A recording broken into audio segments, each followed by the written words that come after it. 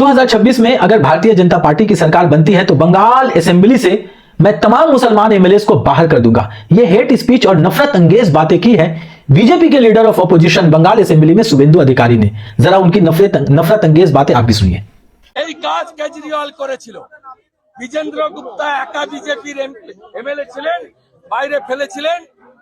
আজকে বিজেন্দ্র গুপ্ত স্পিকার বিমান ব্যানার্জিকে, মমতা ব্যানার্জিকে হারাবো আর ওদের দলে যে কটা মুসলমান এমএলএ জিতে আসবে বিজেপি সরকারে আসবে চ্যাংদোলা করে তুলে রাস্তায় ফেলবো। सुना आपने? जी हां, यह है शुभेंदु अधिकारी जो बीजेपी के नेता है। अब जरा अंदाजा लगाइए कि यही बात अगर कोई दिगर पार्टी का एमएलए या नेता कह दिया होता कि अगर हमारी सरकार आएगी तो मैं हिंदू एमएलएस को असेंबली से निकालकर बाहर कर दूंगा, तो सोचिए ये हाफ पैंट वाले आरएसएस और ये नफरत की बोलने वाले बीजेपी आज बंगाल की सियासत का क्या हाल किए होते। आज पूरा बंगाल को ये लोग मफलूज बनाकर रख दिए होते और नेशनल मीडिया में सिर्फ और सिर्फ बंगाल की सियासत पर डिबेट हो रही होती। मगर शुभेंदु अधिकारी की इतनी बड़ी गैर कानूनी बात, गैर संवैधानिक बात पूरे नेशनल मीडिया में नामो निशान तक नहीं है। कौन है ये शुभेंदु अधिकारी? ये, जी हां, ये वही शुभेंदु अधिकारी है जो कभी तृणमूल कांग्रेस के विधायक हुआ करते थे। टोपी और रुमाल बांधकर ये मुसलमानों के अवतार पार्टियों में शिरकत किया करते थे और वहां हिंदू मुस्लिम एकता, उखवत, मोहब्बत और इत्तेहाद की बातें किया करते थे। मगर इन्होंने बीजेपी ज्वाइन कर ली। क्यों बीजेपी ज्वाइन कर ली? क्योंकि nardanews.com ने इनके खिलाफ में और कई तृणमूल कांग्रेस के नेताओं के खिलाफ में इन्होंने स्टिंग ऑपरेशन चलाया और एक वीडियो बनाई सैमुअल मैथ्यू ने, जिस वीडियो में शुभेंदु अधिकारी को रिश्वत लेते हुए पकड़ा गया। देखिए वीडियो ये आप। Of those Narda MPs are still in your party. What are you trying to say?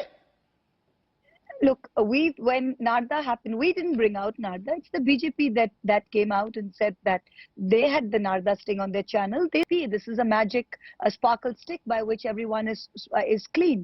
And also when I was just noticing Amit Shah saying this, and it seems to me the height of irony when a man whose son is a secretary in the BCCI, whose assets have gone up, I don't even know how many thousands fold since his father's been home minister of the country. These people have blood on their hands. Amit Shah himself couldn't enter Gujarat. देख लिया आपने? इस video के आने के बाद तृणमूल कांग्रेस के कई नेताओं को गिरफ्तार किया गया, जिसमें शोभेन चटर्जी, फरहाद हकीम, मदन मित्रा और कई दिगर नेताओं को सीबीआई ने गिरफ्तार किया। मगर वाहिद नेता, इकलौता नेता शुभेंदु अधिकारी है जिसके घर तक आज तक सीबीआई नहीं पहुंच पाई। सैमुअल मैथ्यू ने तो बाकायदा बयान दिया था कि मेरे वीडियो के आने के बाद कई नेता गिरफ्तार हुए, मगर मुझे अफसोस है कि शुभेंदु अधिकारी गिरफ्तार आज तक नहीं हुआ।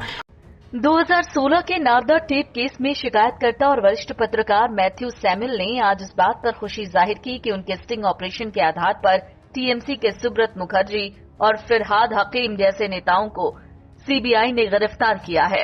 लेकिन उन्होंने इस बात को लेकर भी असंतोष जाहिर किया कि अब बीजेपी में शामिल हो चुके शुभेंदु अधिकारी जैसे नेताओं पर सबूत के बावजूद कार्रवाई क्यों नहीं की गई। उनके गिरफ्तार न होने की एक ही वजह है, वो है बीजेपी में उनकी शमूलियत। बीजेपी जिसके बारे में कन्हैया कुमार कहते हैं, कांग्रेसी नेता सब जब बीजेपी के टिकट पे चुनाव लड़कर के मंत्री बन जाता है तो शरीफ हो जाता है, जब वो दूसरी पार्टी में रहता है तो भ्रष्टाचारी रहता है। भाजपा एक वॉशिंग मशीन है, इधर से डालिए उधर से सदाचारी बन करके निकल जाता है।